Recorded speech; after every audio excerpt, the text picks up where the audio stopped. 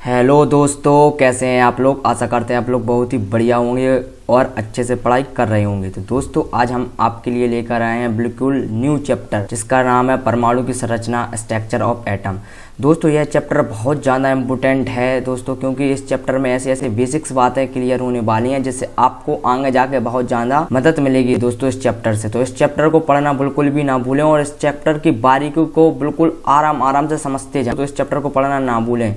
तो video start होने से पहले वीडियो को लाइक और चैनल को सब्सक्राइब करना बिल्कुल भी ना भूलें दोस्तों, क्योंकि दोस्तों जल्दी से अपन लोग सब्सक्राइब कंप्लीट करते जाइए और हर एक बच्चा सब्सक्राइब कर लेगा इस चैनल को, क्योंकि यह चैनल आपके लिए बहुत ज़्यादा इंपॉर्टेंट है। इस चैनल पे आपको आगे जाके दिन रात एक करके मैं आपको पढ़ाने वाला हूँ दोस्तों। तो इस चैनल को सब्सक्राइब जरूर कर लीजिए दोस्तों। आप लोग इस चैनल को सब्सक्राइब नहीं करते हैं इसलिए वीडियो थोड़ी लेट आती है दोस्तों। चैनल को सब्सक्राइब करना बिल्कुल भी ना भूलें। चैनल को सब्सक्राइब करना और वीडियो को लाइक करना बहुत ज़्यादा जरूरी है। चलिए क्या दिया है, इंट्रोडक्शन। क्या है दोस्तों, इंट्रोडक्शन है दोस्तों। क्या है इंट्रोडक्शन, चलिए इंट्रोडक्शन के बारे में लोग समझ लेते हैं दोस्तों। यूनिवर्स में उपस्थित प्रत्येक पदार्थ परमाणुओं एवं अणुओं से मिलकर बना है दोस्तों। यह चैप्टर में आपको परमाणु अणु मतलब एटम्स एंड मॉलिक्यूल्स में आपको पूरी तरीके से क्लियर करा चुका हूं दोस्तों कि यूनिवर्स में उपस्थित प्रत्येक पदार्थ परमाणु एवं अणुओं से मिलकर बना है। डाल्टन ने माना कि परमाणु क्या है दोस्तों, अविभाज्य कण है। ये भी मैं आपको बता चुका हूं। अतः उसकी कोई आंतरिक संरचना नहीं होती है, परंतु अनेक प्रयोगों से प्रमाण प्राप्त होते हैं कि परमाणु अविभाज्य नहीं है, क्योंकि इनमें भी आंतरिक संरचना होती है। और परमाणु सबसे छोटा कण भी नहीं है दोस्तों, क्योंकि इनमें भी अपरमाणु मतलब सब एटॉमिक पाए जाते हैं। क्या पाए जाते हैं दोस्तों, सब एटॉमिक पाए जाते हैं। जैसे कि इलेक्ट्रॉन हो गया दोस्तों, क्या है इलेक्ट्रॉन भी होते हैं और कुछ प्रोटॉन्स भी होते हैं। प्रोटॉन्स और क्या होते हैं दोस्तों, न्यूट्रॉन्स भी प्रेजेंट होते हैं दोस्तों। क्या होते हैं, इलेक्ट्रॉन्स, प्रोटॉन्स और न्यूट्रॉन्स भी यहाँ पे प्रेजेंट होते हैं। मतलब इन्होंने देखिए दोस्तों, मैं इसको आपको बहुत अच्छे से समझा देता हूँ अगर आपने अगला चैप्टर के बारे में जानकारी नहीं है दोस्तों। डाल्टन नाम के दोस्तों जो साइंटिस्ट थे, उन्होंने माना कि एटम्स क्या है दोस्तों, एटम्स क्या है, अविभाज्य है दोस्तों। क्या है, अविभाज्य। एटम्स क्या है, इन्होंने क्या माना था दोस्तों, अविभाज्य। एटम्स मतलब अविभाज्य का मतलब है दोस्तों इसे और विभाज्य नहीं किया जा सकता और छोटे छोटे टुकड़ों में नहीं तोड़ा जा सकता। इसकी कोई आंतरिक संरचना नहीं है। मतलब इनका मतलब कहने का मतलब था दोस्तों इसके अंदर की कुछ आंतरिक संरचनाएं नहीं है। लेकिन अनेक प्रयोगों से प्राप्त हुआ है दोस्तों कि परमाणु क्या अविभाज्य कण है, क्योंकि इसके अंदर भी छोटे छोटे कण हैं विद्यमान है, जैसे कि इलेक्ट्रॉन हो गया, प्रोटॉन्स हो गए दोस्तों। तो यही इनका कहने का मतलब था। चलिए दोस्तों बढ़ते हैं। आशा करते हैं आपको बहुत अच्छे से समझ में आ गया होगा कि क्या बोलना चाहते थे डाल्टन, और डाल्टन के बाद भी जो भी साइंटिस्ट है उन्होंने क्या क्या प्रयोग करके क्या क्या चीज़ उनके बारे में पता लगाया। ऑर्बिट में जो चक्कर लगा रहे हैं दोस्तों, ऑर्बिट में जो चक्कर लगा रहे हैं इन्हें हम क्या बोलते हैं दोस्तों, इलेक्ट्रॉन्स बोलते हैं। और जो दोस्तों न्यूक्लियस के अंदर पाए जाते हैं उन्हें क्या है, प्रोटॉन्स और न्यूट्रॉन्स। आपको पता होगा न्यूट्रॉन्स क्या है दोस्तों, न्यूट्रल है। प्रोटॉन पर प्लस चार्ज पाया जाता है और इलेक्ट्रॉन पर दोस्तों क्या है, ऋणावेशित होता है। मतलब किस पर नेगेटिव चार्ज पाया जाता है। देखिए दोस्तों एक बार और इसके आपको एनिमेशन अच्छे से दिखा देता हूं, देख लीजिए दोस्तों ये आपके लिए एनिमेशन। इसी के साथ साथ मैं आपको एनिमेशन के साथ पढ़ाता रहूंगा जिससे आपको बहुत अच्छे से फील आए। दोस्तों देखिए इलेक्ट्रॉन क्या है दोस्तों, नेगेटिव चार्ज होता है। चलिए दोस्तों बढ़ते हैं आगे की टॉपिक की तरफ। तो दोस्तों अब आ गए हैं आगे के टॉपिक की तरफ, और टॉपिक में सबसे पहले है परमाणु में आवेशित कण। तो दोस्तों चलिए पढ़ लेते हैं परमाणु में आवेशित कण के बारे में कि परमाणु में कौन कौन से आवेशित कण होते हैं। चार्ज पार्टिकल्स इन एटम्स में कौन कौन से चार्ज पार्टिकल्स होते हैं। वे कण जिन पर कोई विद्युत आवेश हो। विद्युत आवेश कहने का मतलब दोस्तों कोई भी इलेक्ट्रिक चार्ज प्रेजेंट हो, चाहे वो पॉजिटिव हो चाहे वो नेगेटिव हो, कोई भी चार्ज प्रेजेंट हो, उन्हें हम क्या कहते हैं, आवेशित कण कहते हैं। क्या कहते हैं दोस्तों, आवेशित कण।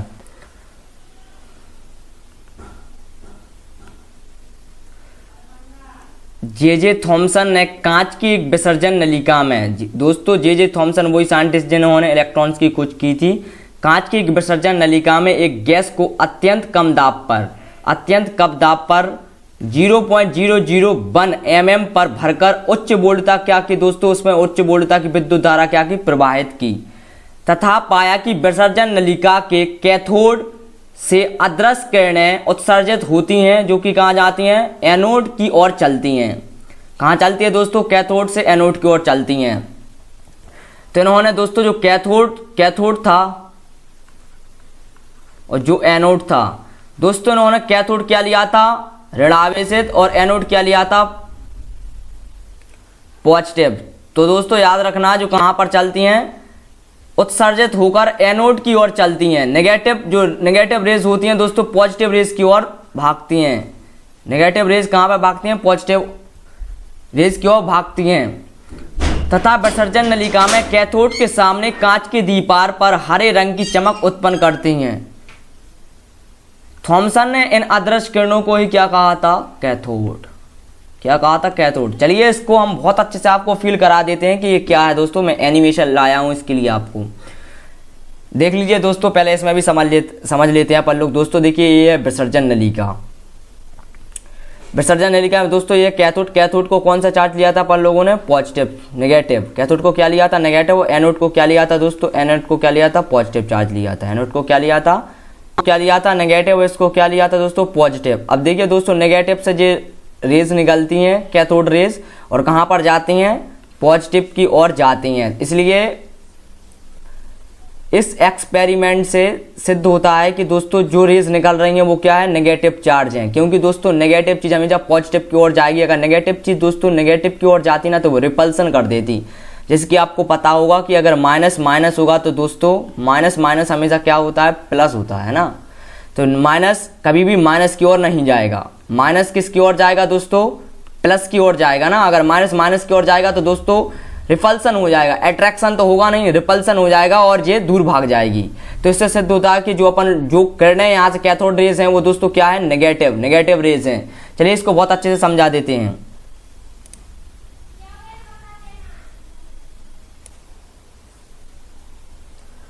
दोस्तों ये है साइंटिस्ट जे थॉमसन, जिन्होंने इसकी खोज करी थी। दोस्तों देखिए, मैंने एनोड को इस साइड दर्शाया और कैथोड को इस साइड। कैथोड को मैंने माइनस लिया है और एनोड को क्या लिया है, प्लस। और ये हाई वोल्टेज की बैटरी जनरेटर है, ये वैक्यूम पंप है। अब देखिए दोस्तों, कैथोड को क्या लिया गया है, मैंने नेगेटिव टर्मिनल, और एनोड को पॉजिटिव टर्मिनल लिया है। और देखिए दोस्तों, ये कैथोड रेज जा रही हैं, जैसे ही कहां पर जा रही हैं दोस्तों, एनोड की तरफ पर, मतलब प्लस की साइड जा रही हैं। और आपने देखा जैसे ही मैं ऐसे चुंबकीय क्षेत्र में लाता हूं तो दोस्तों क्या हो जाती है, कैथोड किरणें विक्षेपित हो जाती हैं। Cathode rays consist to negatively charge particles. देखिए दोस्तों, जो इलेक्ट्रॉन्स होते हैं पार्टिकली और नेगेटिव चार्ज होते हैं। इलेक्ट्रॉन चार्ज क्या होते हैं दोस्तों, सब एटॉमिक पार्टिकल्स हैं। इनका जो मास है दोस्तों 9.1 × 10⁻⁻⁰ ग्राम होता है।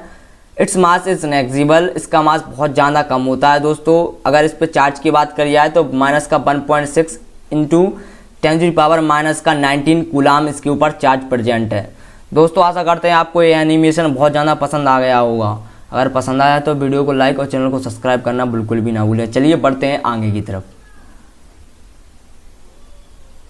और दोस्तों अब पढ़ लेते हैं अपन लोग इसके गुण के बारे में कि गुण क्या क्या चीज़ हैं, कैथोड किरणों के गुण क्या क्या हैं। चलिए कैथोड किरणों के गुण भी पढ़ना इम्पोर्टेंट है भाई।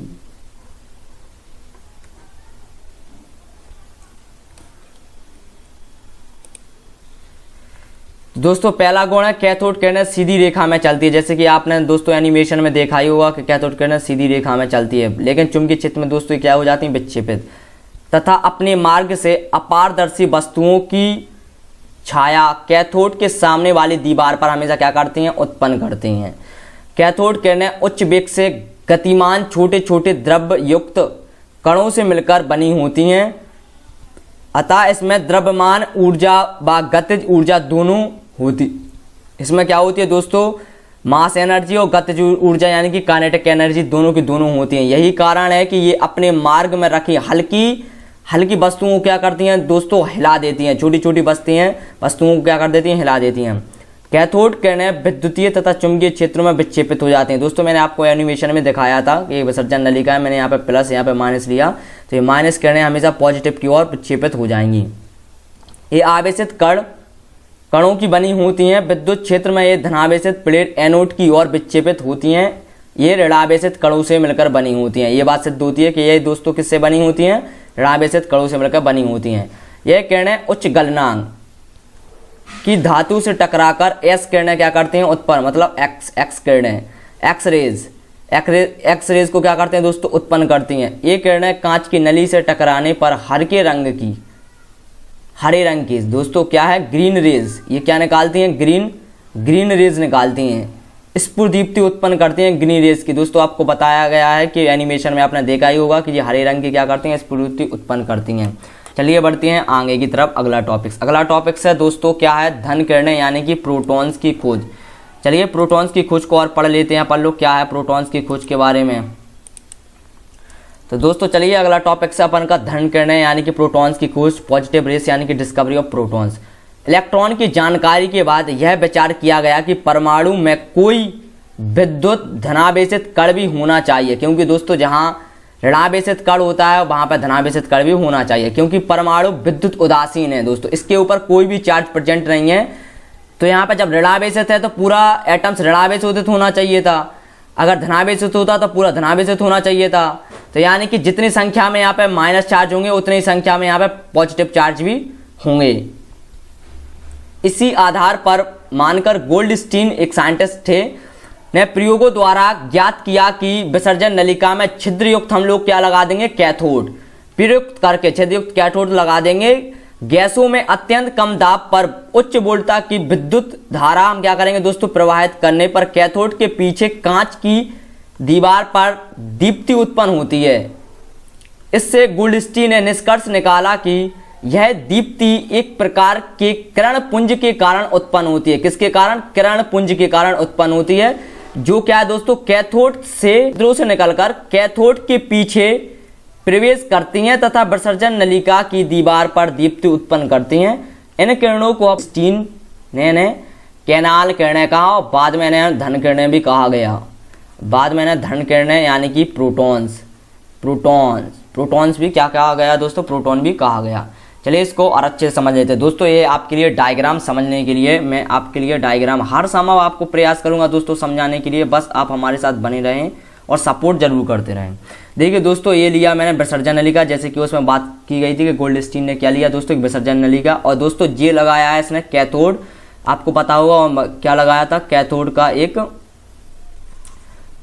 परफोरेट कैथोड, यहाँ ने कैथोड की एक प्लेट लगा के रखे कैथोड के। आप देखिए दोस्तों यहाँ से हाई वोल्टेज, यहाँ से क्या हुआ, हाई वोल्टेज को क्या किया गया दोस्तों, प्रभावित किया गया। इसमें से पार करते हुए दोस्तों ये देखिए दोस्तों रेड ग्लो, यहाँ पे इस विसर्जन नलिका पे एक रेड ग्लो दर्शाती हैं दोस्तों। इन्हीं को हम लोगों ने आगे जाके क्या कहा, प्रोटॉन्स, कैनाल किरणें और धन किरणें, ये सारी की सारी इन्हीं को कहा धन किरणें। दोस्तों आशा करते हैं आपको बहुत अच्छे से समझ में आ गया होगा। चलिए दोस्तों धन किरणें यानी कि कैनाल किरणों की प्रॉपर्टीज, मतलब इनके बारे में पढ़ लेते हैं, इनके पॉजिटिव रेस की प्रॉपर्टीज के बारे में। याद रखना धन किरणें एक सीधी रेखा में कैथोड किरणों से विपरीत दिशा में चलती हैं। अब दोस्तों ये बात बहुत ज़्यादा इंपॉर्टेंट है कि कैथोड रेस ऐसी चल रही थी तो समझ लेना कैनाल किरणें ऐसी चलेंगी, क्योंकि आपको पता है कि जैसे कि पॉजिटिव और नेगेटिव। दोस्तों अब नेगेटिव रेज हमेशा पॉजिटिव की ओर भागेंगी और पॉजिटिव हमेशा नेगेटिव की ओर भागेंगी। तो दोस्तों ये क्या होंगी, एंटी पैरेलल। क्या होंगी, एंटी पैरेलल, एक दूसरे से की क्या होंगी, एंटी पैरेलल होंगी। क्या होंगी दोस्तों, एंटी पैरेलल, मतलब आमने सामने की साइड भागेंगी, ठीक है ना। धन किरणों का वेग कैथोड किरणों के वेग से थोड़ा सा कम होता है दोस्तों। धन किरणें भी कैथोड किरणों की भांति माइक्रो मतलब सूक्ष्म कणों से बनी होती है। किससे बनी होती हैं, माइक्रो मतलब सूक्ष्म कणों से बनी होती हैं, जिसके कारण है अपने मार्ग में रखी हल्की वस्तुओं को क्या कर देती हैं दोस्तों, हिला देती हैं। दोस्तों इनके और कैथोड रेस के मतलब की जो प्रॉपर्टीज है मिलती जुलती है, बस थोड़ा सा अंतर है, आप उनको याद कर लेंगे दोस्तों, ये भी अपने आप याद हो जाएंगे, बट थोड़े से आपको एक्स्ट्रा पॉइंट याद रखने पड़ेंगे। अब देखिए दोस्तों जैसे उसमें भी लिखा था ये विद्युत और चुंबकीय क्षेत्र में विक्षेपित हो जाती हैं, इसमें भी वही लिखा है धन किरणें भी विद्युत चुंबकीय क्षेत्रों में विक्षेपित हो जाती हैं।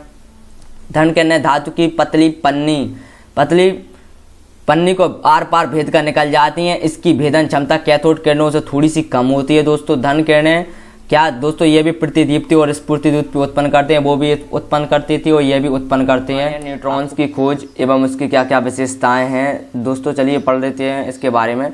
सर्वप्रथम दोस्तों चैडविक ने ज्ञात किया कि यदि हल्के तत्वों, दोस्तों ये याद रखना, हल्के तत्वों जैसे जिनका भार बहुत कम होता है, जैसे कि बेरिलियम हो गया, बोरोन्स हो गए आदि पर अगर हम क्या करें दोस्तों, अल्फा कणों की क्या करें, बमबारी की जाए। क्या किया जाए दोस्तों, अल्फा कणों की बमबारी की जाए तो उनसे एक प्रकार की विद्युत उदासीन वो कहलाती है दोस्तों जिसके ऊपर कोई भी चार्ज नहीं है, वे क्या है, न्यूट्रल। विद्युत उदासीन कणों से बनी भेदी किरणें, भेदी मतलब होती हैं दोस्तों जो क्या करते हैं, भेद के निकल जाएं। भेदी किरणें पेनेट्रेटिंग रेज निकलती हैं, क्या करती हैं दोस्तों, भेदी किरणें निकलती हैं। इन उदासीन कणों को उन्होंने क्या कहा था दोस्तों, न्यूट्रॉन्स कहा था। आपको पता होगा न्यूट्रॉन्स को n से दर्शाते हैं और इसके ऊपर ऐसे 0 चार्ज लगा देते हैं क्योंकि इसके ऊपर कोई भी चार्ज नहीं होता, ये उदासीन होता है। उदासीन कणों को क्या कहा दोस्तों, न्यूट्रॉन्स कहा, जिसका द्रव्यमान प्रोटॉन के द्रव्यमान के बराबर होता है। इसे निम्न प्रकार से प्रदर्शित किया जाता है। दोस्तों प्रोटॉन का द्रव्यमान कितना होता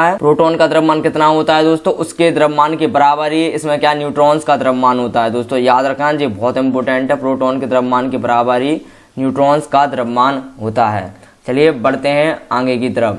दोस्तों न्यूट्रॉन्स की कुछ विशेषताएं भी हैं। विद्युत उदासीन होने के कारण ये विद्युत तथा चुंबकीय क्षेत्रों में क्या हो जाते हैं दोस्तों, विक्षेपित नहीं होते हैं। क्या करते हैं दोस्तों, विद्युत उदासीन होने के कारण ये विद्युत एवं चुंबकीय क्षेत्रों में विक्षेपित नहीं होते हैं। इनकी त्रिज्या लगभग 10⁻³ सेंटीमीटर की इनकी त्रिज्या होती है। इनका द्रव्यमान की बात करी जाए, इनका द्रव्यमान की 1.67 दोस्तों इतना ही याद रखना अपन, 1.67 × 10⁻⁻24 ग्राम इनका द्रव्यमान हो जाता है दोस्तों। अगर AMU में बात की जाए तो 1.00867 AMU होता है दोस्तों। AMU दोस्तों क्या होता है, AMU को फुल फॉर्म क्या हो जाता है दोस्तों, एटॉमिक मास यूनिट।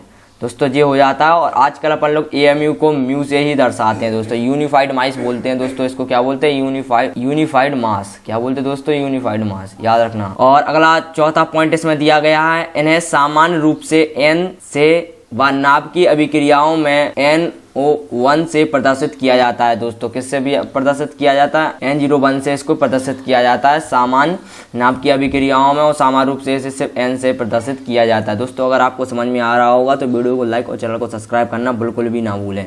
अगर आपको ऐसा ही कंटेंट चाहिए तो हमारे साथ बिल्कुल बने रहें।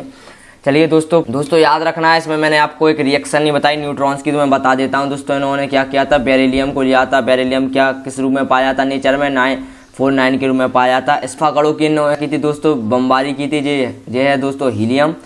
और जब इसकी बमबारी की थी तो दोस्तों इन्हें क्या प्राप्त हुआ, 612 यहाँ पे +1N01 के रूप में ये क्या प्राप्त हो गया दोस्तों, इनको न्यूट्रॉन्स। क्या प्राप्त हो गया, न्यूट्रॉन्स। याद रखना दोस्तों, जो इसकी रिएक्शन हो जाती है, अगर आपको पेपर में आएगा तो आप अकेली ये रिएक्शन ही लिख देंगे दोस्तों, तो आपको फुल में से फुल मार्क मिल जाएंगे, क्योंकि इसी रिएक्शन में पूरी की पूरी इनकी थ्योरी क्लियर है। दोस्तों आशा करते हैं आपको समझ में आ गया होगा न्यूट्रॉन्स की खोज और उनकी विशेषताएं। अगर आ रहा है समझ में तो दोस्तों वीडियो को लाइक करना बिल्कुल भी ना भूलें। चलिए बढ़ते हैं आगे की तरफ। दोस्तों अगला टॉपिक्स आ जाता है अपन का परमाणु की संरचना, स्ट्रक्चर ऑफ एटम के बारे में आप पढ़ लेते हैं। कौन कौन से साइंटिस्टों ने क्या क्या कहा परमाणु के बारे में। दोस्तों पहला आ जाता है यहाँ पे थॉमसन का परमाणु मॉडल। थॉमसन का परमाणु मॉडल दोस्तों बहुत पुराना मॉडल है, जे थॉमसन ने दिया था दोस्तों। ये किसने दिया था, जे थॉमसन ने सन 1904। दोस्तों सन याद रखना इतना इंपॉर्टेंट नहीं है आपके लिए, सन मन कोई जरूरत नहीं है, क्योंकि साइंस में सन मन से रिलेटेड बहुत ही कम क्वेश्चन पूछे जाते हैं। जे थॉमसन 1904 में प्रथम परमाणु मॉडल प्रस्तुत किया।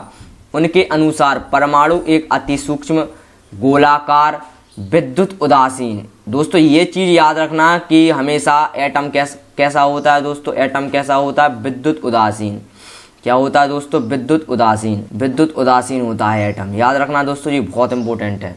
अति सूक्ष्म गोलाकार और विद्युत उदासीन कण है, जिसमें धनावेशित कण क्या है दोस्तों, प्रोटॉन समान रूप से फैले होते हैं तथा ऋणावेशित इलेक्ट्रॉन उनमें इस प्रकार से धसे होते हैं जैसे कि तरबूज में बीज। दोस्तों याद रखना, ये इनके कहने का मेन पॉइंट था कि तरबूज में बीज। अभी आपको डायग्राम भी दिखाऊंगा कि किस प्रकार से इन्होंने बात कहा। ऋणावेशित एवं धनावेशित परिमाण में समान होते हैं। याद रखना दोस्तों, जितने जैसे कि 9 अगर ऋणावेशित है तो 9 कैसे होंगे दोस्तों, धनावेशित होंगे। 10 ऋणावेशित है तो 10 कैसे होंगे दोस्तों, धनावेशित। तो इन्होंने यही कहा कि परिमाण में क्या होंगे दोस्तों, समान होंगे। अतः परमाणु विद्युत रूप से क्या होता है दोस्तों, उदासीन होता है। याद रखना दोस्तों, अगर 9 जैसे 9 है दोस्तों प्लस का है और 9 माइनस का है तो दोस्तों ये आपस में कट के 0 हो जाता ना। इसी प्रकार से याद रखना दोस्तों, अगर 9 प्रोटॉन्स होंगे और 9 न्यूट्रॉन्स होंगे तो ये आपस में कट के क्या हो जाएगा, 0, मतलब वो क्या हो जाएगा दोस्तों, विद्युत उदासीन कण बन जाएगा। क्या हो जाएगा, विद्युत उदासीन। क्या हो जाएगा, विद्युत उदासीन हो जाएगा ना दोस्तों। ठीक है, आगे बढ़ते हैं आगे की तरफ। दोस्तों आपको समझाने के लिए ये है आपका डायग्राम, थॉमसन एटॉमिक मॉडल। मैंने कहा था मैं आपको अच्छा डायग्राम बताऊंगा जिससे आपको क्लियर हो जाएगा। दोस्तों देखिए, ये एटम मॉडल दोस्तों, ये बॉटलमैन इस प्रकार से उन्होंने बताया था कि जो प्रोटॉन्स होते हैं दोस्तों ऊपर रहते हैं, समान रूप से वितरित होते हैं, लेकिन जो न्यूट्रॉन्स होते हैं दोस्तों अंदर धसे होते हैं। आपने वाटरमेलन को तो देखा ही होगा, जो अंदर अंदर धसे रहते हैं उनको उन्होंने क्या कहा दोस्तों, क्या कहा था, इलेक्ट्रॉन। जो अंदर धसे होते हैं, जो समान रूप से फैले होते हैं, उन्हें क्या कहा था दोस्तों, प्रोटॉन्स कहा था। आशा करते हैं आपको थॉमसन का परमाणु मॉडल अच्छे से क्लियर हो गया होगा।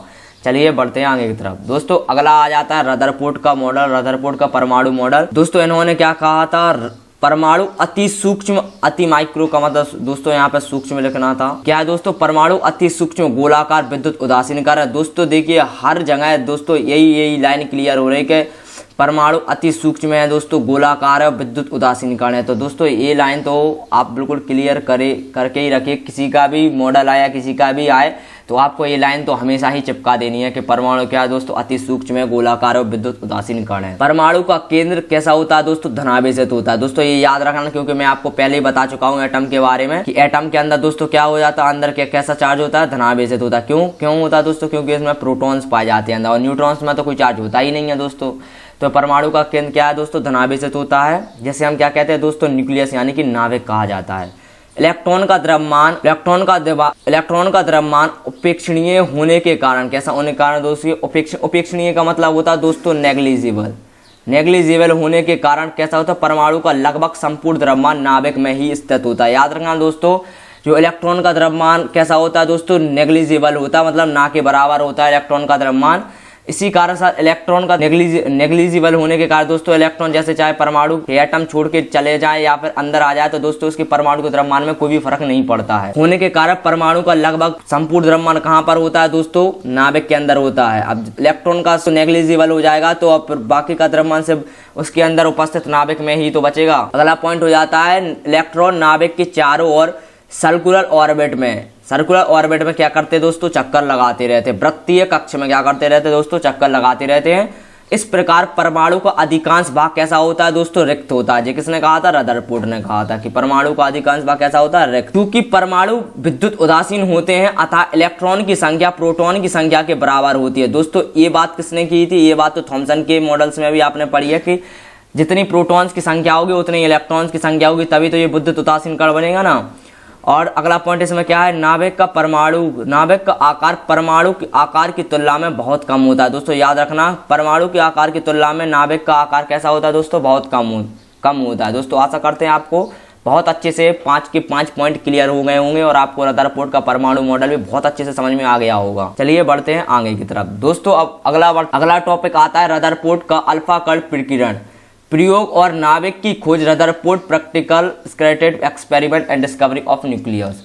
चलिए दोस्तों पढ़ लेते हैं। रदरफोर्ड ने सन 1919 में, दोस्तों मैंने पहले ही कहा है आपको सनमन याद रखना जरूरी नहीं है। रदरफोर्ड ने सन 1919 में परमाणु की संरचना ज्ञात करने के लिए सोने की क्या ली थी दोस्तों, बारीक पन्नी गोल्ड फॉइल को लिया था। गोल्ड फॉइल पर क्या किया दोस्तों, अल्फा कणों की क्या की, बमबारी अल्फा कण जैसे कि दोस्तों हीलियम हो जाता है, 2-4 किलो में यहाँ पे प्रेजेंट होता है हीलियम के क्या की दोस्तों, क्या की बमबारी की और देखा कि अधिकांश कण धातु की पन्नी को पार कर धातु की पन्नी को पार कर सीधी रेखा में चले गए और कुछ पन्नी से बाहर निकलते समय अपने मार्ग से क्या हुआ दोस्तों, विक्षेपित हो गए और बहुत ही थोड़े कण पन्नी से प्रतिकर्षित होकर लौट गए।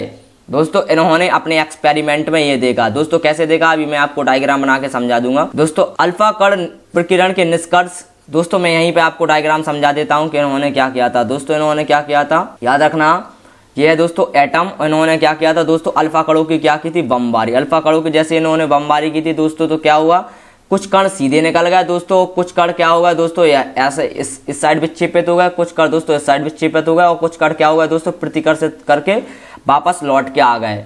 नाभिक से दोस्तों प्रतिकर्षित करके क्या हो गए, वापस लौट के आ गए। ये किसने किया था, रदरफोर्ड ने किया था दोस्तों। किसने किया था, रदरफोर्ड ने किया था। अब अल्फा कण प्रक्रिया से निष्कर्ष क्या निकला दोस्तों, ये पढ़ लेते हैं। चूंकि अधिकांश अल्फा कण लगभग 99% बिना विक्षेपित हुए आर पार सीधे निकल जाते हैं, अतः इससे यह स्पष्ट होता है कि परमाणु का अधिकांश भाग कैसा होता है दोस्तों, रिक्त होता है, यानी कि खाली होता है। 99% भाग दोस्तों जो आर पार निकल जाते हैं। तो जो रदरफोर्ड थे उन्होंने समझा कि जो एटम्स है, एटम का दोस्तों अधिकांश भाग कैसा होता है दोस्तों, रिक्त होता है दोस्तों। कैसा होता है, रिक्त। सेकंड पॉइंट है, परमाणु के केंद्र के परितः अल्फा कण अपने पथ से विक्षेपित हो जाते हैं दोस्तों। क्या हो जाते हैं, अल्फा कण अपने पथ से, पथ मतलब होता है रास्ता, अपने पथ से क्या हो जाते हैं, विक्षेपित हो जाते हैं, जो यह दर्शाते हैं कि परमाणु के केंद्र के परितः ऋणावेशित भाग उपस्थित होता है। कि परमाणु के केंद्र में कैसा हो जाता है दोस्तों, ऋणावेशित भाग उपस्थित होता है। कैसा भाग उपस्थित होता है, ऋणावेशित भाग उपस्थित होता है। परमाणु के केंद्र में कैसा भाग उपस्थित होता है, ऋणावेशित भाग उपस्थित होता है, एवं केंद्र में धनावेशित स्थित होता है। याद रखना दोस्तों, परमाणु के केंद्र के परितः ऋणावेशित भाग उपस्थित होता है एवं केंद्र में धनावेशित भाग होता है। तीसरा पॉइंट क्या था, ऐसे बहुत कण, कौन से कण, अल्फा कण थे जो कि टकराकर पुनः अपने मार्ग पर लौट आते हैं, अपने ही मार्ग पर वापस लौट के आ जाते हैं। ऐसे बहुत से अल्फा कण होते हैं दोस्तों जो टकराकर पुनः अपने मार्ग पर वापस लौट आते हैं। यह परमाणु के केंद्र में एक क्या करते हैं दोस्तों, अति सूक्ष्म, अति सघन, धनावेशित एवं भारी भाग की उपस्थिति को दर्शाते हैं, जिसे नाभिक कहते हैं। जिसे क्या कहते हैं दोस्तों, नाभिक कहते हैं। क्या कहते हैं दोस्तों, नाभिक कहते हैं। मतलब इसमें कुछ ऐसा भाग प्रेजेंट है जिसमें ये टकराकर क्या कर जाते हैं दोस्तों, वापस लौट के आ जाते हैं। क्या कर जाते हैं दोस्तों, वापस लौट के आ जाते हैं। यही था रदरफोर्ड का परमाणु मॉडल। आशा करते हैं आपको रदरफोर्ड का परमाणु मॉडल बहुत अच्छे से क्लियर हो गया होगा। दोस्तों चलिए बढ़ते हैं आगे। दोस्तों चलिए पढ़ लेते हैं रदरफोर्ड के परमाणु मॉडल की कमियां। तो चलिए मैं हेडिंग डाल लेता हूँ, रदरफोर्ड के क्या पढ़ने वाले हैं, रदरफोर्ड के परमाणु मॉडल की क्या क्या कमियां थी, परमाणु मॉडल की कमियां क्या पढ़ने वाले हैं, रदरफोर्ड के परमाणु मॉडल की कमियों के बारे में पढ़ने वाले हैं। दोस्तों पहला क्या था, रदरफोर्ड द्वारा प्रस्तुत परमाणु मॉडल परमाणु के स्थायित्व की क्या नहीं कर सका दोस्तों, व्याख्या नहीं कर सका। रदरफोर्ड दोस्तों लिख लेते हैं, रदरफोर्ड द्वारा प्रस्तुत परमाणु मॉडल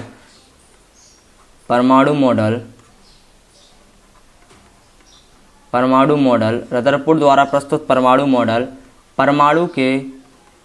परमाणु के स्थायित्व की व्याख्या नहीं कर सका। क्या नहीं कर सका दोस्तों, परमाणु के स्थायित्व की व्याख्या नहीं कर सका, स्थायित्व की व्याख्या नहीं कर सका।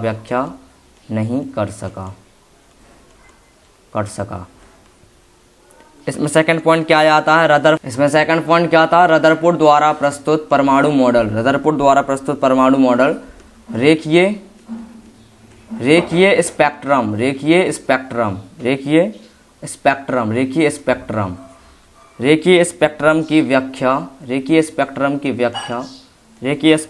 व्याख्या नहीं कर सका। क्या नहीं कर सका, रेखीय स्पेक्ट्रम की व्याख्या नहीं कर सका।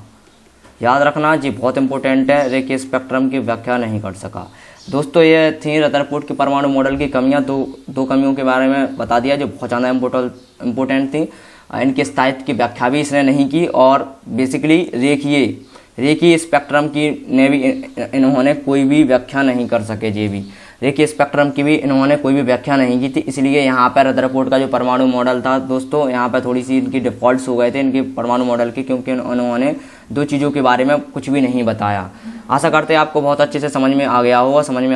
तो वीडियो को लाइक और चैनल को सब्सक्राइब करना बिल्कुल। और दोस्तों इस टॉपिक्स में आपको पढ़ाने वाला हूँ बोर्स एटॉमिक मॉडल्स के बारे में मैं बताने वाला हूँ आपका, कि बोर का जो परमाणु मॉडल था, बोर ने क्या क्या कहा था। दोस्तों नील्स बोर जो साइंटिस्ट थे, इन्होंने कुछ नहीं किया था। जो मैक्स प्लांक थे, आपको प्लांक के बारे में थोड़ी बहुत जानकारी नहीं होगी तो मैं आपको बता देता हूँ। प्लांक ने क्वांटम मॉडल दिया था, ठीक है दोस्तों। तो नील्स बोर ने क्या किया था, प्लांक के क्वांटम सिद्धांत का उपयोग किया था दोस्तों। किसके, प्लांक के क्वांटम सिद्धांत का उपयोग किया था, जिसके अनुसार दोस्तों देख लेना आप, बहुत इंपॉर्टेंट है, ऊर्जा का उत्सर्जन एवं अपशोषण। उत्सर्जन मतलब उनका निकलना, और एवं उसका एब्जॉर्प्शन होना, उसका अपशोषण होना सतत नहीं होता।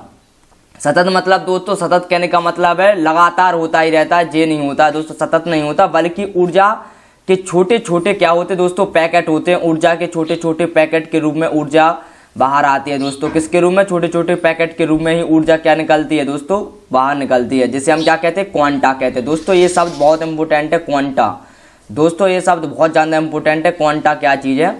तो मैं आपको बता चुका हूं कि क्वांटा क्या चीज़ है। ऊर्जा के छोटे छोटे क्या होते हैं दोस्तों? पैकेट होते हैं, जिन्हें हम क्या कहते हैं? क्वांटा कहते हैं। क्या कहते हैं दोस्तों? क्वांटा कहते हैं। याद रखना दोस्तों, बहुत इंपॉर्टेंट है। अगला दोस्तों, नील्स बोर ने क्या कहा था? यहाँ पे फर्स्ट स्टेटमेंट दिया गया है, इलेक्ट्रॉन लगातार बिना ऊर्जा नष्ट किए अपनी अनुमित कक्षाओं में क्या करते रहते हैं दोस्तों? चक्कर लगाते रहते हैं, यानी कि घूमते रहते हैं। इन्होंने इसमें कहा था कि जैसे कि जो न्यूक्लियस है, इसके चारों ओर इलेक्ट्रॉन चलते रहते हैं, तो दोस्तों ये चलने में कोई भी ऊर्जा नष्ट नहीं करते दोस्तों, ये घूमते रहते बगैर। अगर दोस्तों ये ऊर्जा नष्ट करते होते तो यहीं पर घूमने में, क्योंकि दोस्तों ये हमें तो लगातार चक्कर लगाते रहते, तो घूमने में इनकी सारी की सारी ऊर्जा क्या होती दोस्तों? वेस्ट हो जाती। तो दोस्तों याद रखना, ऊर्जा बिना नष्ट किए दोस्तों, बिना नष्ट किए अनुमित कक्षाओं में घूमते रहते हैं। इस प्रकार प्रत्येक कक्षा की ऊर्जा की एक निश्चित, प्रत्येक कक्षा की जो ऊर्जा की मात्रा होती है दोस्तों, क्या होती है? निश्चित होती है। अतः इन्हें ऊर्जा एनर्जी लेवल कहते हैं। क्या कहते हैं दोस्तों? ऊर्जा स्तर, यानी कि एनर्जी लेवल भी कहते हैं। चित्र में दोस्तों, चित्र में आपको बताने वाला हूं, चित्र में एक परमाणु के ऊर्जा स्तरों को दिखाया गया है दोस्तों। ऊर्जा स्तरों मतलब एनर्जी लेवल को दिखा गया है, जिसे हम क्या कहते हैं दोस्तों? KLMN के नाम से भी जानते हैं। किसके नाम से? KLMN के नाम से भी जानते हैं।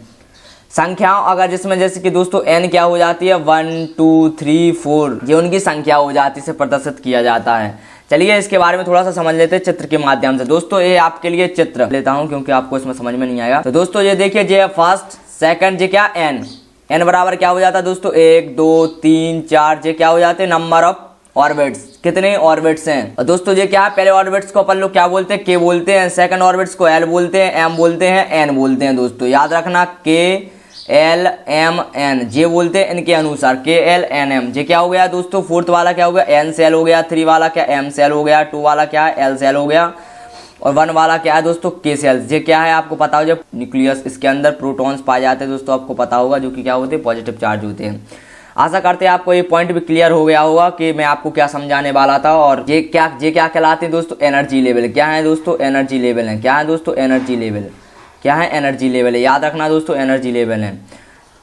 आगे की तरफ अपन बढ़ लेते हैं सेकंड पॉइंट की तरफ। सेकंड पॉइंट क्या बोलने वाला है? सेकंड पॉइंट में इन्होंने क्या बोला था दोस्तों? याद रखना, ये इंपोर्टेंट है सेकंड पॉइंट। इलेक्ट्रॉन केवल उन्हीं कक्षाओं में घूम सकते हैं जिनमें कोणीय संवेग MVR का मान कैसा होता है? h/2 पाई होता है दोस्तों। याद रखना, बहुत इंपोर्टेंट है। इसमें MVR क्या होता है? NH/2 पाई, NH/2 पाई होगा दोस्तों। किसका मान? MVR मतलब ये क्या होता है दोस्तों? कोणीय संवेग होता है, जिसका मान NH/2 पाई होगा दोस्तों। जहां पे n बराबर क्या है? 1 2 3 4, उसी कक्षाओं में घूम सकते हैं इलेक्ट्रॉन जिसमें MV का मान मतलब कोणीय संवेग का मान NH/2 पाई होगा दोस्तों। याद रखना, बहुत इंपॉर्टेंट है ये। इससे आप कोणीय संवेग भी निकाल सकते हैं किसी भी एनर्जी लेवल का, किसी भी इलेक्ट्रॉन्स का। दोस्तों समझ में आ गया होगा तो वीडियो को लाइक और चैनल को सब्सक्राइब करना बिल्कुल भी ना भूलें, याद रखना। अगला पॉइंट है दोस्तों, तीसरा पॉइंट यहाँ पर दिया गया है, परमाणु में इलेक्ट्रॉन की ऊर्जा। जो दोस्तों जो परमाणु में जो इलेक्ट्रॉन की जो ऊर्जा है उसकी कक्षाओं की त्रिज्या r पर निर्भर करती है दोस्तों। ये बहुत इंपॉर्टेंट पॉइंट है, r पर निर्भर करता है। मतलब दोस्तों मानना जे एक न्यूक्लियस है दोस्तों, जितना बड़ा r होगा दोस्तों, याद रखना ये बहुत इंपॉर्टेंट है। जितनी अधिक होगी दोस्तों त्रिज्या, जितनी अधिक ऊर्जा भी उतनी ही अधिक होगी। याद रखना दोस्तों, जैसे कि छोटा सा जे रेडियस इसकी बहुत छोटी है दोस्तों, जे रेडियस बहुत छोटी है न्यूक्लियस से, तो इसमें जो एनर्जी होगी दोस्तों बहुत कम होगी। जितना बड़ा अपन न्यूक्लियस दोस्तों ऑर्बिट्स बनाते जाएंगे उतने ही उससे न्यूक्लियस से दूरी बढ़ती जाएगी और उसमें उतने ही एनर्जी क्या होगी दोस्तों, बढ़ती जाएगी, अधिक होगी। याद रखना दोस्तों, पहली दूसरी त्रिज्या कक्षाओं की नाभिक से दूरी अतः त्रिज्या उनके इलेक्ट्रॉन की ऊर्जा क्रमशः बढ़ती जाती है। याद रखना दोस्तों, दूसरे की अपेक्षा तीसरी की, चौथे की हमेशा नाभिक से दूरी बढ़ती जाएगी तो उसमें ऊर्जा भी उतनी ही अधिक होती जाएगी। बहुत इंपॉर्टेंट पॉइंट है। अगला पॉइंट है दोस्तों, चौथा पॉइंट, इन्होंने क्या कहा था, इलेक्ट्रॉन परमाणुओं में निम्नतम ऊर्जा कक्षाओं में घूमते रहते हैं दोस्तों। किस कक्षाओं में? निम्नतम ऊर्जा कक्षाओं में इलेक्ट्रॉन क्या करते रहते हैं, घूमते रहते हैं। यह अवस्था उनकी क्या कहलाती है दोस्तों, मूल अवस्था यानी कि ग्राउंड स्टेट कहलाती है। ये क्या कहलाती है, उनकी ग्राउंड स्टेट कहलाती है। इलेक्ट्रॉन क्या करते हैं दोस्तों, निम्नतम ऊर्जा कक्षाओं में घूमते रहते हैं। ये अवस्था उनकी क्या कहलाती है, ग्राउंड स्टेट। क्या कहलाती है, ग्राउंड स्टेट कहलाती है। क्या कहलाती है दोस्तों, ग्राउंड स्टेट कहलाती है। याद रखना, बहुत इंपॉर्टेंट है, ग्राउंड स्टेट कहलाती है। जब इलेक्ट्रॉन अपनी कक्षा से उच्च ऊर्जा वाली कक्षाओं में स्थानांतरित होते हैं, ये तो आपको पता होगा कि दोस्तों अगर आपने इलेक्ट्रॉन को एनर्जी दी या ली तो वे एक कक्षा से दूसरी कक्षाओं में चले जाते हैं, ऑर्बिट्स में चले जाते हैं। तो इसमें क्या बोला, जब इलेक्ट्रॉन अपनी कक्षा से उच्च ऊर्जा वाली कक्षाओं में स्थानांतरित होते हैं तो ऊर्जा का क्या होता है दोस्तों, अवशोषण होता है। याद रखना, बहुत इंपॉर्टेंट है। क्या होगा दोस्तों, एब्जॉर्प्शन होगा। क्या होगा दोस्तों, एब्जॉर्प्शन होगा। क्या होगा दोस्तों, एब्जॉर्प्शन होगा। वह इलेक्ट्रॉन अपनी कक्षा से निम्न ऊर्जा वाली कक्षाओं में जब भी जाते हैं तो दोस्तों क्या होता है, ऊर्जा का उत्सर्जन होगा। दोस्तों क्या होगी, ऊर्जा बाहर निकलेगी। क्या होगी दोस्तों, ऊर्जा क्या होगी, बाहर निकलेगी। याद रखना, ऊर्जा का क्या होगा दोस्तों, उत्सर्जन होता है। किसी परमाणु द्वारा ऊर्जा का अवशोषण एवं उत्सर्जन केवल तभी किया जा सकता है जब इलेक्ट्रॉन एक ऊर्जा से दूसरी ऊर्जा में जाए। दोस्तों याद रखना, जब एक ऊर्जा से दूसरी ऊर्जा स्तर में इलेक्ट्रॉन जाएंगे दोस्तों, तभी क्या होगा, एब्जॉर्प्शन की क्रिया होगी। और किसकी होगी दोस्तों, क्या होगी, उत्सर्जन की भी क्रिया होगी। दोस्तों याद रखना, एब्जॉर्प्शन और उत्सर्जन दोनों की क्रिया जब होगी, क्या होगा, अवशोषण और उत्सर्जन। अवशोषण और उत्सर्जन की क्रिया कब होगी दोस्तों, अवशोषण एवं उत्सर्जन की क्रिया जब होगी जब इलेक्ट्रॉन एक ऊर्जा से दूसरी ऊर्जा स्तर में जाएंगे। आशा करते हैं आपको बहुत अच्छे से समझ में आ गया होगा। मैं आपको क्या बताना चाहता हूँ, बोर का परमाणु मॉडल यहीं पर शायद खत्म हो जाता है। बोर का परमाणु मॉडल, इसकी वजह से बोर की परमाणु मॉडल की जो कमियां बचती हैं दोस्तों। आशा करते हैं आपको बोर का परमाणु मॉडल की जो विशेषताएं थी वो आपको बहुत अच्छे से समझ में आ गई होंगी। मैंने आपको बहुत ईजी से समझाने की कोशिश की है दोस्तों। बोर का परमाणु मॉडल बहुत टफ होता है, यहाँ पे बच्चों को समझ में नहीं आता। मैंने आपको बहुत अच्छे से समझाने की कोशिश की थी बोर का परमाणु मॉडल। आशा करते हैं आपको बहुत अच्छे से समझ में आ गया होगा। अगला टॉपिक था बोर के परमाणु मॉडल्स की कमियां क्या क्या थी, इनके ड्रॉबैक्स क्या क्या थे। दोस्तों आपको ये चीज तो पता ही होगा दोस्तों, जिस चीज के कोई भी लाभ होते हैं उसकी हानि तो जरूर होती हैं। कोई भी साइंटिस्ट हो जिसने कुछ ना कुछ लॉस दिए हैं ना, तो उसके दोस्तों ड्रॉबैक्स 100% है। तो बोर की परमाणु मॉडल की भी कुछ ड्रॉबैक्स होंगे।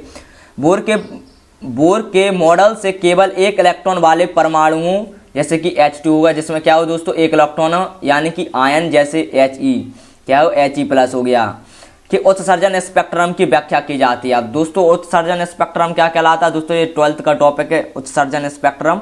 इसमें कुछ नहीं होता दोस्तों, इसमें क्या बताते हैं दोस्तों, इस प्रकार से आपको पढ़ी होगी दोस्तों आपने, बामर श्रेणी, लाइमन श्रेणी। दोस्तों वही उत्सर्जन स्पेक्ट्रम कहलाता है। हाइड्रोजन स्पेक्ट्रम दोस्तों वही है, बामर श्रेणी और लाइमर श्रेणी, ब्रैकेट श्रेणी, ये सारी श्रेणी इस ऊर्जा उत्सर्जन स्पेक्ट्रम की व्याख्या करती हैं। दोस्तों याद रखना, यह मॉडल एक इलेक्ट्रॉन से अधिक परमाणुओं या आयनों के उत्सर्जन स्पेक्ट्रम की क्या करता है दोस्तों, व्याख्या नहीं कर सकता। याद रखना दोस्तों, एक से अधिक जिसमें इलेक्ट्रॉन्स होंगे, एक से अधिक जिसमें आयन्स होंगे, उसकी ये व्याख्या नहीं कर पाएगा। ये किसकी व्याख्या करते हैं, ओनली वन, जिसके पास 1 प्रेजेंट है दोस्तों, क्या इलेक्ट्रॉन प्रेजेंट है और आयन्स प्रेजेंट होने की ये व्याख्या करता है। अगला क्या बोला था इन्होंने, यह मॉडल हाइड्रोजन के स्पेक्ट्रम की सूक्ष्म, क्या है दोस्तों, सूक्ष्म संरचना की भी क्या नहीं कर सकता दोस्तों, व्याख्या नहीं कर सकता।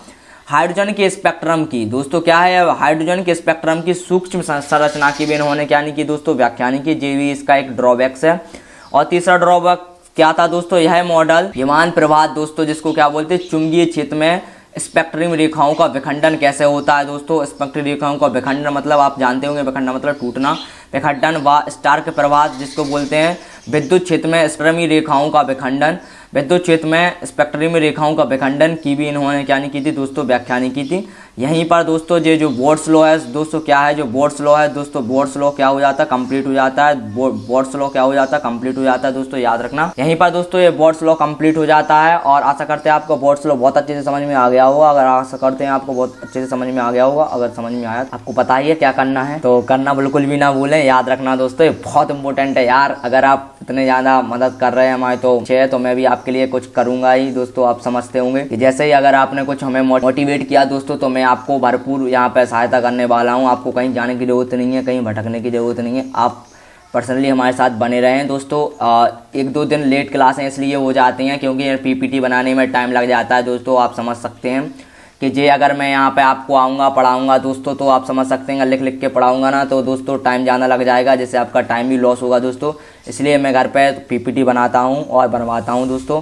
PPT बनवाने में क्या है दोस्तों, थोड़ा सा टाइम बच जाता है अपन लोगों का, जिससे कम समय में ज़्यादा अपन लोग पढ़ाई कर लेते हैं दोस्तों। याद रखना, जो मैं आपको ये 3 से 4 लेक्चर में पढ़ाने वाला हूँ, इतना दोस्तों कोई भी ऑफलाइन कोचिंग में आप जाएंगे तो वो कम से कम 10 से 15 दिन चलता है, इसलिए थोड़ा सा टाइम लग जाता है और कोई दिक्कत नहीं है दोस्तों। आशा करते हैं आप समझ गए होंगे मैं क्या कहना चाहता हूँ।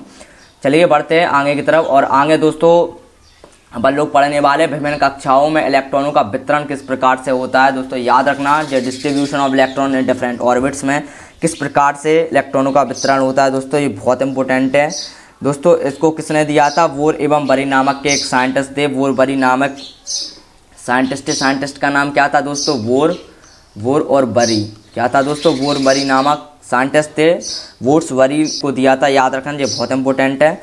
याद रखना दोस्तों, ये टॉपिक्स बहुत इंपॉर्टेंट है। मैं आपको इसको बता देता हूँ क्या क्या है इसमें। किसी कोश में इलेक्ट्रॉनों की अधिकतम संख्या हमेशा कैसे होती है दोस्तों? याद रखना, ये पॉइंट इंपॉर्टेंट है। मैं आपको यहाँ पे लिख नहीं रहा हूँ, चलो लिख देता हूँ। किसी कोश में याद रखना, किसी कोश में इलेक्ट्रॉनों की जो अधिकतम संख्या होती है, कितनी होती है अधिकतम संख्या? 2n²। दोस्तों ये इंपॉर्टेंट है, ये वेरी वेरी इंपॉर्टेंट है। याद रखना, किसी कोश में इलेक्ट्रॉनों की संख्या कितनी होती है दोस्तों? 2n²। जहाँ n क्या है आप समझ गए होंगे, कक्षाओं की 1 2 3 4। दोस्तों n ये है, क्योंकि ये आपको मैंने अभी पिछली स्लाइड में ही बताया कि n क्या है। अब दोस्तों आपको पता है कि क्या है दोस्तों? KLMN। दोस्तों याद रखना, मैं इसे आपको अच्छे से समझा दूँ तो क्या है दोस्तों? आपको पता होगा कि फर्स्ट है, L क्या है? सेकंड कोश है, M क्या है? 3 कोश है, फोर्थ क्या है दोस्तों? फोर्थ वाला आप समझ गए होंगे क्या है। अब याद रखना दोस्तों, इसमें अपन लोग फिल करेंगे, जैसे 1 को फिल करेंगे तो 1 का होल स्क्वायर। दोस्तों तो इसमें कितने इलेक्ट्रॉन आ सकते हैं? अधिकतम से अधिकतम इलेक्ट्रॉन कितने आएंगे दोस्तों? 2 आएंगे। L में कितने इलेक्ट्रॉन आएंगे? 2 × 2 का होल स्क्वायर। दोस्तों आप समझ में आ गए, 2 दूनी 4, 4 दूनी 8 आएंगे। दोस्तों याद रखना, ये बहुत इंपॉर्टेंट है। और 2 × इस यहाँ पर दोस्तों M में जब अपन लोग इसका मान रखेंगे 2 × 3 का होल स्क्वायर, तो दोस्तों कितना आ जाएगा? जी कितना आ जाएगा? 18 आ जाएगा। 2 × 4 का होल स्क्वायर, जी कितना आ जाएगा? 32 आ जाएगा। दोस्तों याद रखना, 2 8 18 2 8 18 32। दोस्तों ये ही आपके इलेक्ट्रॉन भरने का दोस्तों क्रम हो जाता है। इलेक्ट्रॉन किस किस प्रकार से डिस्ट्रीब्यूशन होते हैं, यही इसका मान हो जाता है दोस्तों। 2 8 18 32। इसी प्रकार से आप लोग हर कोश में इलेक्ट्रॉन को, ऑर्बिट्स में इलेक्ट्रॉन को क्या करते हैं दोस्तों? फिल करते हैं। आशा करते हैं आपको ये समझ में आ गया हो क्या समझाना चाहता हूँ दोस्तों। चलिए मैं एग्जाम्पल दे देता हूँ आपको दोस्तों। जैसे कि फर्स्ट एग्जाम्पल मैं आपको देने वाला हूँ। चलिए दोस्तों लिथियम का एक एग्जाम्पल ले लेता हूँ। लिथियम का आपको पता होगा परमाणु क्रमांक कितना होता है दोस्तों? 3 होता है।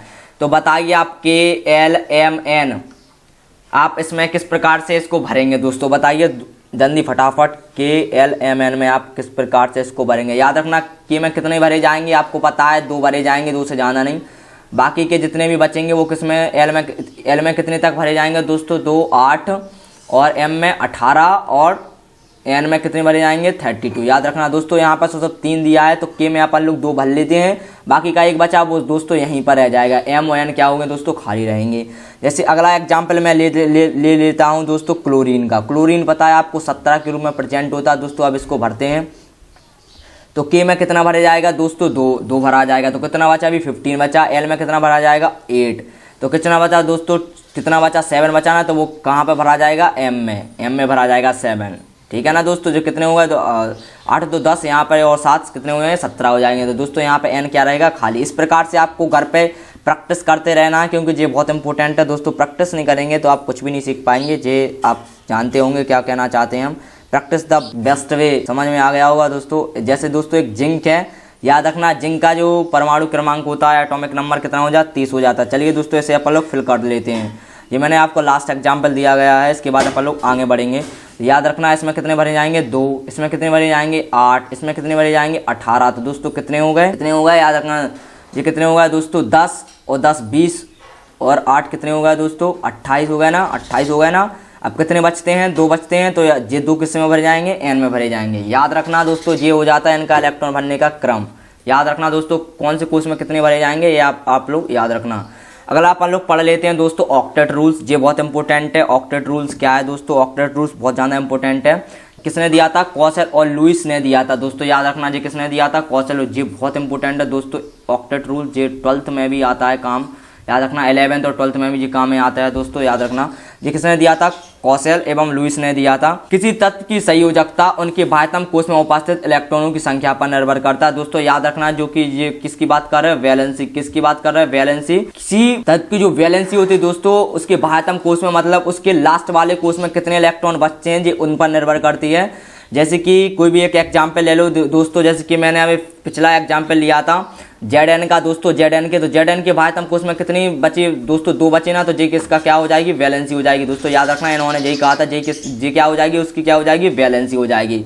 आशा करते हैं आपको समझ में आ गया होगा इस चीज का मतलब क्या हो जाता है कि बाह्यतम कोश में जितने भी इलेक्ट्रॉन बचेंगे दोस्तों वही उसकी क्या हो जाती है? वैलेंसी हो जाती है। याद रखना दोस्तों। इसमें अगला पॉइंट हो जाता है दोस्तों ऑक्टेट रूल्स क्या कहलाता है, इसकी अभी डेफिनेशन मैंने आपको नहीं बताई। ऑक्टेट रूल्स क्या है, याद रखना दोस्तों, सभी तत्व के परमाणुओं की जो प्रवृत्ति होती है दोस्तों, किस चीज की होती है प्रवृत्ति, स्टेबिलिटी की प्रवृत्ति होती है। किसकी दोस्तों, स्टेबिलिटी मतलब स्थायित्व बने रहने की। दोस्तों कोई भी इंसान हो, वो इंसान नहीं चाहेगा कि मैं लड़ाई झगड़ा करूं किसी से भी। हर इंसान यही चाहता है कि मेरी जिंदगी बिल्कुल आराम से ही बीते। तो दोस्तों ये भी चाहता है कि मैं भी किसी से लड़ाई झगड़ा बिल्कुल भी ना करूं, मेरी भी जिंदगी कैसी बीते, आराम से बीते। इसलिए ये दोस्तों जो क्या होता है दोस्तों, एटम होता है, वो भी क्या कहता है दोस्तों, मैं कैसे रहूंगा, स्टेबिलिटी रहूंगा, कैसे रहूंगा दोस्तों, स्थिरतायित्व को प्राप्त करता रहूंगा। दोस्तों याद रखना ये क्या होता है, सभी तत्वों के परमाणु की जो प्रवृत्ति होती है दोस्तों, किसकी होती है, स्थायित्व प्राप्त करने की प्रवृत्ति होती है। याद रखना ये इंपोर्टेंट है दोस्तों, बहुत ज़्यादा इंपोर्टेंट हो जाता है, याद रखना। अधिकांश तत्व दोस्तों, अधिकांश तत्वों में परमाणुओं के अपने बाह्यतम कोश में, अधिकांश जो तत्व होते हैं उनके परमाणु में बाह्यतम कोश में 8 इलेक्ट्रॉन कर लेने की जो प्रवृत्ति होती है, 8 इलेक्ट्रॉन का लेने की जो प्रवृत्ति होती है दोस्तों, उसी को हम क्या कहते हैं, ऑक्टेट रूल। क्या कहते हैं, ऑक्टेट रूल्स। ऑक्टेट रूल्स इसका मतलब है दोस्तों, आपके जो अधिकांश जो बाह्यतम कोश है दोस्तों, जैसे कि एन कोश अपन लोगों ने मान लिया बाह्यतम कोश है, तो इसमें 8 इलेक्ट्रॉन कर क्या करने की, 8 इलेक्ट्रॉन कर स्टेबिलिटी प्राप्त करने की जो प्रवृत्ति है दोस्तों, किसकी प्रवृत्ति, स्थायित्व प्राप्त करने की प्रवृत्ति को ही हम क्या कहते हैं दोस्तों, ऑक्टेट रूल्स कहते हैं। आशा करते हैं आपको बहुत अच्छे से समझ में आ गया होगा दोस्तों ऑक्टेट रूल्स क्या है, ऑक्टेट रूल्स क्या कहना चाहता है दोस्तों। आशा करते हैं आप लोगों को समझ में आ गया। जैसे कि दोस्तों एक एग्जाम्पल मैं ले लेता हूँ, जैसे कि दोस्तों एक एग्जाम्पल हो जाता है नियोन का दोस्तों, इसका एटॉमिक नंबर 10 हो जाता है दोस्तों। तो याद रखना ये 2 और 8 दोस्तों, देखिए दोस्तों लास्ट में इसके अंतिम कोश में दोस्तों 8 इलेक्ट्रॉन आ गए, मतलब कि ये क्या है दोस्तों, स्थायित्व करने की प्राप्ति है दोस्तों। याद रखना जी क्या है दोस्तों, ऑक्टेट रूल्स है। अगला जैसे कि मैं एग्जाम्पल लेता हूँ, आर्गन का एग्जाम्पल ले लेता हूँ दोस्तों। आर्गन का जैसे कि दोस्तों 18% है, तो याद रखना दोस्तों 18 होता है तो 2 8 8 दोस्तों। देखिए बाह्यतम कोश में 8 इलेक्ट्रॉन हो गए दोस्तों। तो ये क्या बताता है, ऑक्टेट रूल्स। क्या बताता है, ऑक्टेट रूल्स को बताता है। ये क्या बताता है दोस्तों, ऑक्टेट रूल्स को बताते हैं। बहुत इंपॉर्टेंट है दोस्तों ऑक्टेट रूल्स, ये आपको क्लास 11 12 तक भी काम में आने वाला है दोस्तों ऑक्टेट रूल्स। चलिए बढ़ते हैं आगे टॉपिक्स की तरफ दोस्तों। आगे अगला टॉपिक्स क्या है, एटॉमिक नंबर। मास नीचे दिया है, ये क्या है दोस्तों, एटॉमिक नंबर। दोस्तों एटॉमिक नंबर मैं आपको पहले ही करा चुका हूं कि एटॉमिक नंबर क्या होते हैं क्या नहीं होते हैं। चलिए कोई बात नहीं, एक बार और अब मैं आपको बता देता हूं कि एटॉमिक नंबर क्या हो जाते हैं। याद रखना दोस्तों, जैसे कि दोस्तों मैंने ए लिखा है, ए जी हो गया जेड, याद रखना जी हो गया ए दोस्तों, जे हो गया जेड। याद रखना दोस्तों जे क्या कहलाता है, एटॉमिक नंबर। जे क्या कहलाता है दोस्तों, एटॉमिक नंबर। जे क्या कहलाता है, एटॉमिक नंबर। जे क्या कहलाता है दोस्तों, मास नंबर। क्या है, जे क्या है दोस्तों, मास नंबर। जैसे कि क्लोरीन है दोस्तों, क्लोरीन 17/35.5 के रूप में प्रेजेंट है दोस्तों। जो क्या है, इसका एटॉमिक नंबर है दोस्तों। जो क्या है, एटॉमिक नंबर। जो क्या है दोस्तों, मास नंबर है। क्या दोस्तों, मास नंबर। क्या है दोस्तों, मास नंबर। याद रखना जो दोनों टॉपिक्स मैंने आपको एक ही में क्लियर करा दिए हैं कि मास नंबर क्या है दोस्तों, एटॉमिक नंबर क्या है दोस्तों, ये आपको याद रखने पड़ेंगे। मास नंबर और एटॉमिक नंबर सबके दोस्तों ज़्यादा से ज़्यादा याद रखना। जो एटॉमिक नंबर आप याद रख लेंगे तो ज़्यादा से ज़्यादा कि आप मास नंबर भी निकाल सकते हैं, क्योंकि उनका दुगना ही मास नंबर हो जाता है। ज़्यादा से ज़्यादा का मैं सबका नहीं बोल रहा हूँ दोस्तों, याद रखना कुछ जो एलिमेंट्स होते हैं उनका जस्ट डबल हो जाता है मास नंबर। आगे अपन लोग पढ़ लेते हैं आइसोटॉप्स, आइसोवार्स और आइसो जो टोन्स होते हैं दोस्तों क्या हो जाते हैं, आइसोवार आइसोटोन्स क्या हो जाते हैं, इंपॉर्टेंट है दोस्तों याद रखना। पहला टॉपिक क्या दिया था, आइसोटोप्स। आइसोटोप्स क्या होता है दोस्तों, याद रखना ये क्या है दोस्तों, सेम एटॉमिक नंबर दोस्तों। याद रखना सेम एटॉमिक नंबर दोस्तों। मैं इंग्लिश में लिख रहा हूँ, इससे आप कंफ्यूज नहीं होना। एटॉमिक नंबर क्या है मैं आपको अभी हाल ही जस्ट क्लियर कराया, मैं दिखा देता हूँ क्या है।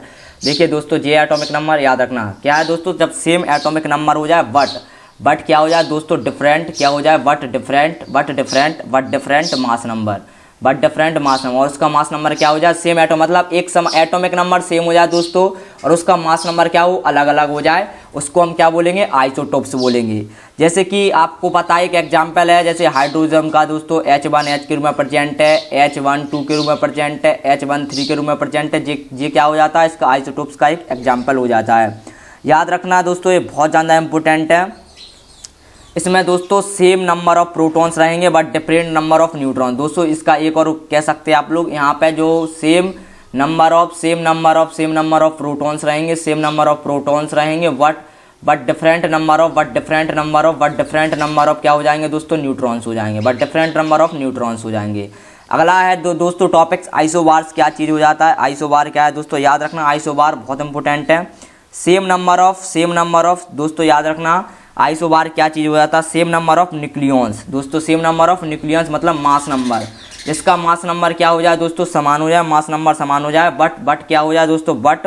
But different number of proton. अब डिफरेंट नंबर ऑफ प्रोटॉन्स कहने का मतलब है कि उसका एटॉमिक नंबर क्या हो जाए दोस्तों? अलग हो जाए। क्या हो जाए? एटॉमिक नंबर क्या हो जाए? अलग हो जाए। मतलब मास नंबर समान हो बट डिफरेंट एटॉमिक नंबर हो। मास नंबर क्या हो दोस्तों? समान हो बट डिफरेंट एटॉमिक नंबर। इसको आप बार बार बोलेंगे तो आपको याद भी हो जाएगा कि मास नंबर क्या हो दोस्तों? समान हो और डिफरेंट क्या हो? Atomic number. याद रखना, बहुत इंपॉर्टेंट है आइसोबार कि मास नंबर समान है बट एटॉमिक जो नंबर हो जाएगा वो क्या हो जाएगा? डिफरेंट हो जाएगा।